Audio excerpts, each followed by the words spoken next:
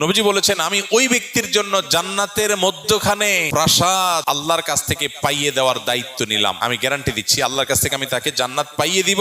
যে ব্যক্তি ঝগড়া করার উপলক্ষ তৈরি হওয়ার পরেও অন্যায়ভাবে তার উপরে জুলুম করা হচ্ছে, তারপরে সে কথা বাড়াচ্ছে না, কেন? ঝগড়া বাড়বে সেজন্য। সে নিজেকে নিয়ন্ত্রণ করছে, মুখ বুজে চলে আসছে, কথা বাড়াই নাই, পুরা উল্টা পাল্টা বলতেছে, পুরা অন্যায় করতেছে। চাইলেই এখানে এটাকে নিয়ে সামনে বাড়ায় ঝগড়া করা যায়, কিন্তু সে ঝগড়াটা এড়াইতে চাচ্ছে, এই জন্য বলছে ভাই থাক, ঠিক আছে ভাই আপনি যা বুঝছেন ওকে। সে সামনে কথা বাড়াইতে চায় না। নিজের ন্যায়ের উপরে থাকা সত্ত্বেও, ন্যায়ের উপরে থাকলে সাধারণত একটু ঝগড়া করতে বেশি মন চায় না। শয়তান তখন উস্কায়, শয়তান বলে যে এই তুমি চুপ থাকবা, কি দুঃখে মিয়া। সে তো উল্টা পাল্টা কথা বলতেছে। আরে এসব উল্টা কথা মানা যায় নাকি? ঝগড়া করার পর কেউ জিজ্ঞেস করে ভাই এত চেঁচাচেঁতি গেলে, আরে ভাই কি উল্টা পাল্টা কথা শোনেন না, মাথা ঠিক থাকে। শয়তান যুক্তি দেখায় না। কিন্তু ইমানদার, বুদ্ধিমান ইমানদার, যে ওই যে জান্নাতে আল্লাহ নবীর দায়িত্ব নেওয়া প্রাসাদের মালিক হতে চায়, সে কি করবে? সে সবর করবে। সে দেখতেছে উল্টা পাল্টা হচ্ছে, দেখছে যে কথা বললে এখানে ঝগড়া হবে, ঝগড়া হলে আমার মেজাজটা গরম হবে, তার চাইতে বলে ভাই ঠিক আছে ভাই।